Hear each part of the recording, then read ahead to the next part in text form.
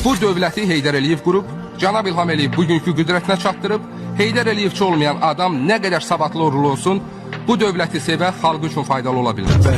Təsəvvür edirsiniz? Yəni, bu pulların təsəvvür edin, hansısa deyək ki,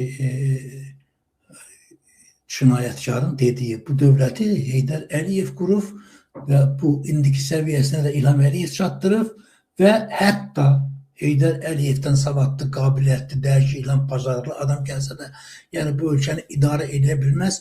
Ona görə ki, onlar Heydər Əliyev kimi, İlham Əliyev kimi cinayətlər törədə bilməzlər. Yəni, bunun məntiqi belə çıxır.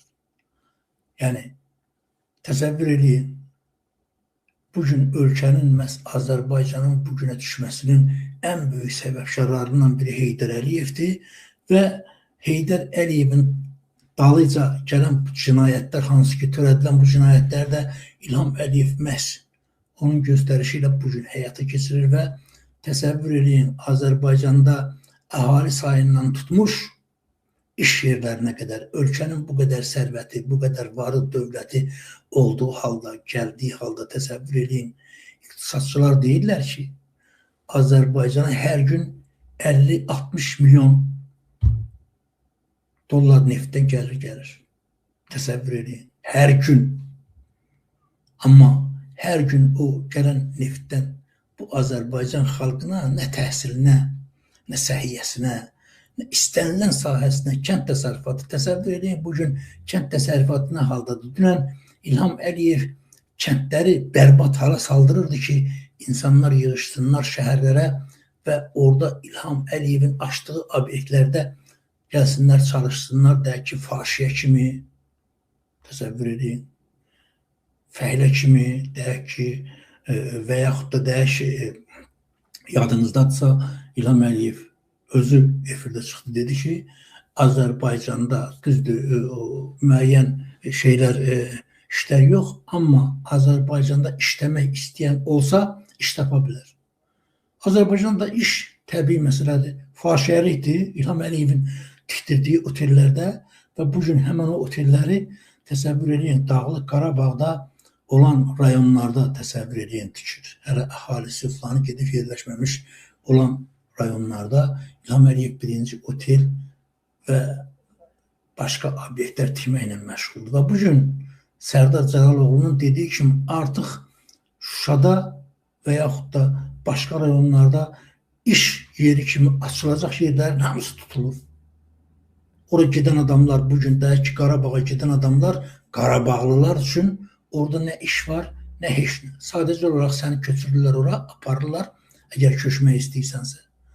Sənə deyək ki, bir 2 otaqlı və yaxud da 3 otaqlı, indi ailənin sayına görə ev verirlər və sən 1-2 aydan sonra baxırsan, görürsən ki, burada yaşamaq mümkün deyil. Ona görə ki, nə iş yeri var, nə orada uzaq başı, deyək ki, Stroykada, orada kəndlərin salınmasında bugün İlham Əliyevin bandasından, deyək ki, Türk şirkətləri fəaliyyət göstərir. Bilirsiniz, mən dəfələrlə o barədə də göstərmişəm. Orada işləyən adamların heç biri ilə müqavilə bağlanmır. Deyək ki, vergi filan məsələsi və 90% insanların əmək haqqı ödənilmiş. Yəni, İlham Əliyev Azərbaycanı bax, bugünə salıb. Və mən indi sizə, dostlar, bu Mehribanın bir yazısı qarşıma çıxmışdı. Mən bunu səssiz variantı da var. Təsəvvür edin. Bu, görün nə yazır imzada. Mehriban Əliyeva deyir, vəzifəmdən, fəaliyyətimin istiqamətindən asılı olmayaraq, mən həyatda sadə prinsiplərə arxalamışam.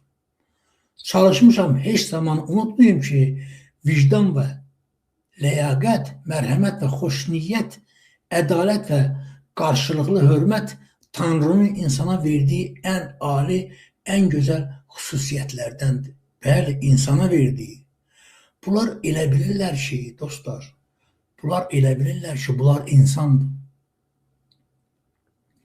Bunların insanlıqdan xəbərləri yoxdur. Bunlar insan deyirlər. İnsan olan kəs, baxın,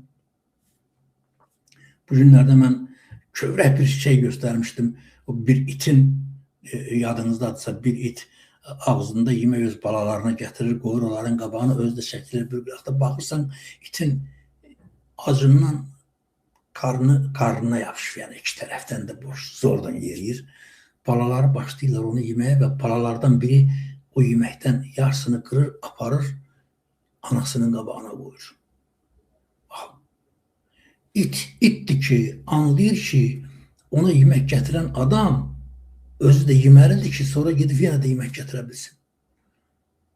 Bunlar itdən, köpəkdən betərdilər. Bunlar o it qədər də yoxdular, bilirsiniz. Baxın, Azərbaycanın bu boyda sərvətini, bu boyda varını talayırlar,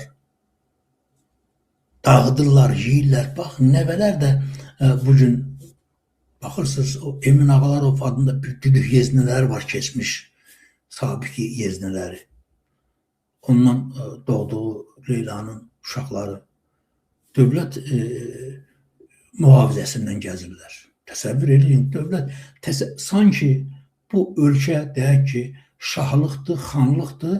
Bunlar ölkənin sahibidirlər.